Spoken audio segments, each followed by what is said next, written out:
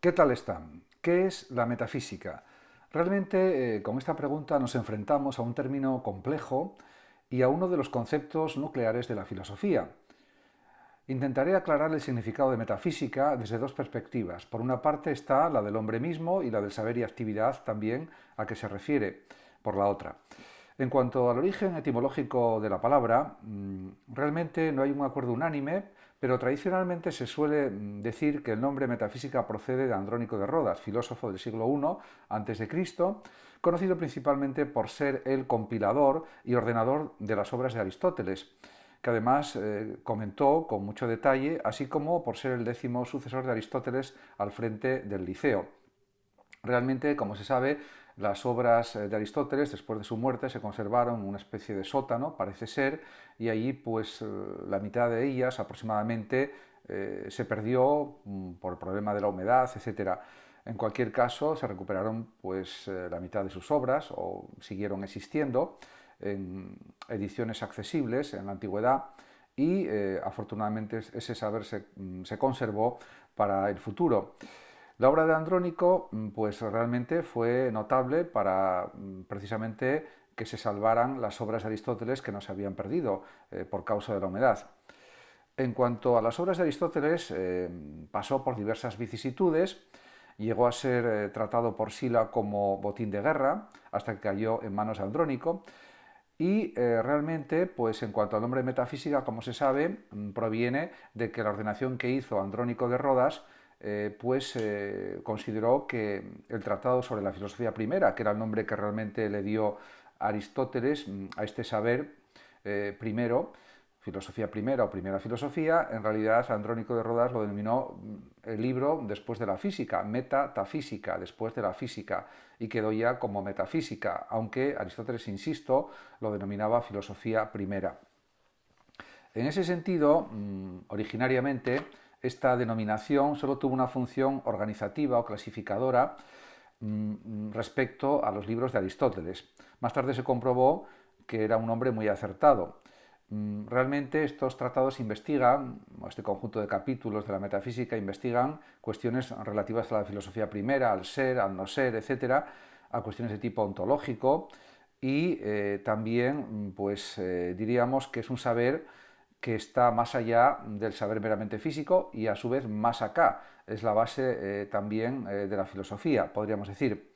La metafísica, por tanto, es un saber que comenzó mucho antes de Andrónico de Rodas e incluso antes de Aristóteles. Su origen histórico coincide también con la aparición de la filosofía con los pensadores o filósofos presocráticos, con Tales de Mileto, Anaximandro, Anaxímenes, Heráclito y otros, Pitágoras, etcétera. Realmente, pues podemos decir que efectivamente la metafísica debe entenderse como filosofía primera. Realmente el significado de filosofía primera pues tiene que ver con la traducción de la partícula metá, que forma parte del término metafísica, como ya he mencionado. Realmente el saber metafísico podemos decir que es un saber que se interesa absolutamente por toda la realidad, por todo el mundo, por las cosas humanas, las cosas divinas, las cosas terrenas, podríamos decir, o las cosas empíricas. Y pues realmente hoy en día tenemos muchos saberes y ciencias también que nos proporcionan un conocimiento de la realidad que parece suficiente para poder vivir bien o vivir felizmente, en la medida de lo posible, lógicamente. Así surge la sospecha, ¿será la metafísica una pasión inútil? Pues de ninguna manera lo es una pasión inútil, porque al contrario, los niños, por ejemplo, son metafísicos en potencia y en acto, porque están continuamente realizando preguntas acerca de todo, de absolutamente todo. ¿Es el saber metafísico algo referido al pasado y estancado en él, pero sin presente ni futuro? Todo lo contrario, porque la metafísica es un sinónimo de filosofía, en realidad es filosofía. Filosofía y metafísica son términos equivalentes, de modo absoluto. Por lo tanto, la metafísica podemos decir que ha sido y es el resultado del esfuerzo intelectual de algunas personas para orientarse en el mundo, para saber qué vida desarrollar, para saber qué es lo que quieren, para saber cuáles son sus objetivos, sus metas, sus proyectos. En ese sentido, pues hay infinidad de preguntas que son metafísicas. Todas las relativas a la orientación en la vida, por ejemplo, lo son. Todas las relativas a la psicología también lo son. Podemos decir que hay una metafísica o una filosofía de la psicología, es lo mismo, etcétera. Y preguntas en relación con la sociedad también son metafísicas. Podemos decir que hay una filosofía de la sociología o una metafísica de la sociología, si queremos. En definitiva, personas que han sentido y sienten en la actualidad la necesidad de interpretar sus experiencias y ordenarlas, de dar razón de lo que pasa y de lo que les pasa a esas mismas personas. Pues la pretensión última de la metafísica es realmente alcanzar un saber, diríamos, conducente a la sabiduría y la felicidad, que es lo que buscamos en la vida, saber y ser felices. Por eso se puede afirmar que el saber metafísico es muy diferente a la ciencia, sobre todo porque pretende ir más allá de las explicaciones científicas, que son realmente explicaciones parciales de la realidad, aunque puedan ser muy profundas y diríamos con una jerga de precisión realmente extraordinaria. Y por lo tanto la ultimidad es una de las características básicas de la metafísica, es decir, su intento de llegar a las cuestiones finales, a las cuestiones últimas, de aquellas o aquellas cuya respuesta ya no admite seguir preguntando más. Y a esto se refieren también los filósofos cuando dicen que la metafísica trata de los primeros principios y también de las primeras causas. Por ejemplo, si pensamos en la teología medieval, podemos considerar, por ejemplo, un tratado de Duns Scoto, que es tratado del primer principio, de la primera causa. La primera causa o primer principio del mundo, de la realidad, del universo, sería Dios, desde la perspectiva cristiana y teológica. Pero también habría que decir que no puede haber un retroceso de causa en causa porque tiene que haber una primera causa incausada, según la teología cristiana de Scoto y de otros pensadores, también, por supuesto, de Tomás de Aquino y de otros teólogos. La metafísica, por tanto, no se ocupa de una clase tipo o campo de cosas solamente, sino que pretende abordar el estudio, la investigación, desde una perspectiva universal, de todo tipo de cuestiones y de cosas y de realidades. No le interesan las cosas por las propiedades que poseen, sino que le interesa lo común a todas ellas, es decir, qué son, la esencia, la sustancia, podemos decir también. La metafísica, por tanto, se puede decir que es un saber radicalmente abierto, que trata de los presupuestos de la realidad y del pensamiento.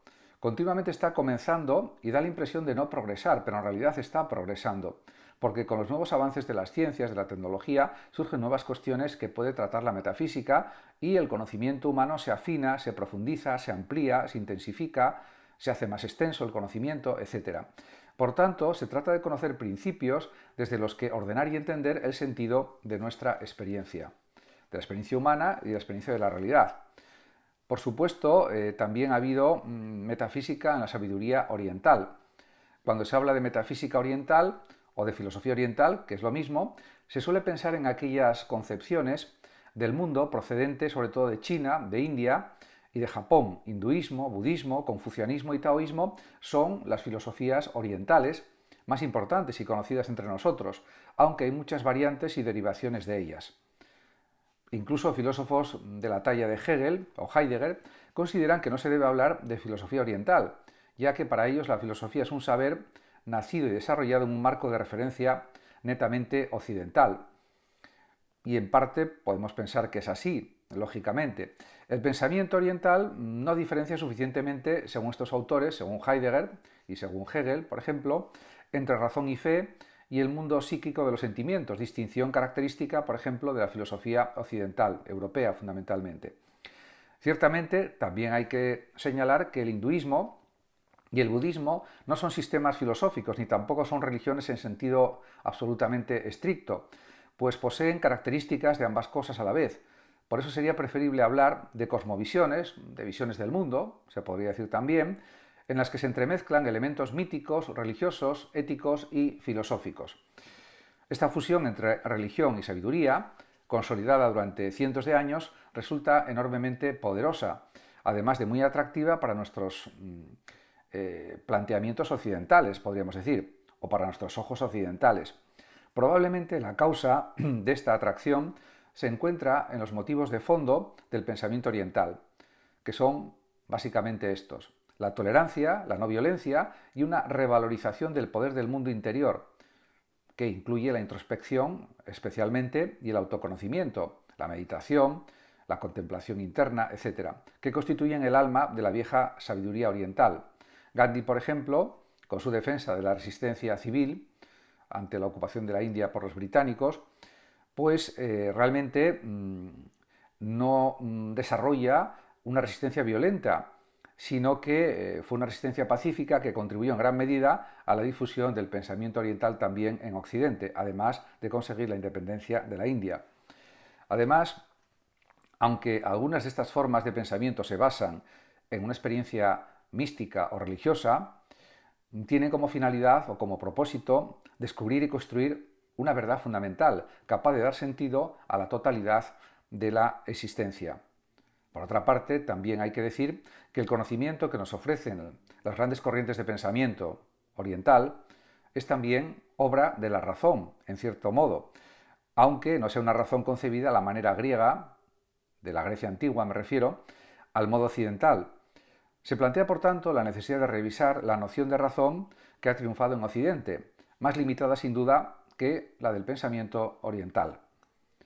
Por último, también hay que señalar que, por ejemplo, también en Occidente encontramos ejemplos de la importancia del pensamiento oriental, por ejemplo, en este autor que es Aurobindo, que es un autor que murió en 1950, pensador. Este autor del siglo XX propone que los seres humanos han de superar su deseo de lo particular y reintegrarse a la unidad absoluta de la vida divina mediante una serie de ejercicios denominados yoga integral. Esta es su manera de realizar, pues, una de las máximas supremas contenidas en los textos sagrados del hinduismo. Y es otra posibilidad también de desarrollo de la metafísica, aunque a mi juicio realmente, aunque el yoga puede ser muy útil y la acupuntura también lo puedan ser, no hay que infravalorar la gran importancia de la filosofía occidental para repensar todo tipo de cuestiones filosóficas, de la realidad, etcétera, y para crear también filosofía. Por otra parte, también hay que conocer las coordenadas de la metafísica en la Grecia clásica. En ese sentido, podemos decir que los filósofos griegos indagan a través de la razón la causa o la condición última y universal de la realidad. Y considerada en su totalidad, podemos decir que la metafísica griega se desarrolla en un marco de referencia determinado por dos coordenadas que son las siguientes. La primera coordenada viene definida por la pareja de conceptos antagónicos esencia-apariencia. Los griegos entendían o entendieron por apariencia el conjunto de cualidades sensibles de una cosa, el color verde de la hoja de un árbol, el pelo rubio de tal persona, etc. Naturalmente, estas cualidades están sujetas a posibles cambios o transformaciones, pues siempre podemos encontrar una hoja marrón que se ha secado o teñirse el pelo de una persona y no por eso dejará de ser ella, la persona de siempre, aunque con otro color de pelo. En cambio, reservaron el término esencia para aquellas cualidades invariables de las cosas, es decir, aquellas cualidades que hacen que las cosas sean lo que son. Por eso se consideran invariables, pues son constitutivas de las cosas. En ese sentido, pues realmente esto es algo clave y fundamental, porque diríamos que modificar la esencia de una cosa equivaldría a destruirla o aniquilarla. Así, por ejemplo, aunque las cualidades accidentales del agua son muy diferentes cuando se presenta como hielo, líquido, vapor, esencialmente sigue siendo agua, sigue siendo lo mismo. Aparentemente los sentidos nos muestran tres realidades diferentes del agua, pero la razón nos dice que esencialmente se trata siempre de la misma realidad, el agua. La segunda coordenada en la que se inscribe el pensamiento griego antiguo es la de la contraposición permanente entre lo estable y el cambio, o podemos decirlo de otra manera, la contraposición permanencia-cambio. En términos generales se puede decir que la metafísica griega se decantó por una concepción estática de la realidad más que dinámica, exceptuando por ejemplo a Heráclito. Esto significa que los griegos consideraron que la verdadera realidad no podía experimentar cambio alguno, sino que debía ser resistente a los cambios, es decir, tenía que permanecer más allá o por debajo de los cambios. En general, la quietud, la permanencia y el estatismo fueron interpretados por estos pensadores como muestras de perfección. Podemos pensar, por ejemplo, en Parménides, podemos pensar también en Platón, etc., de acabamiento, de verdad y de realidad auténtica de las cosas, lo permanente. El mundo inteligible de Platón es un mundo permanente, eterno, inmutable y perfecto. Aquí se ve bien la importancia de la permanencia, de lo permanente en la filosofía griega.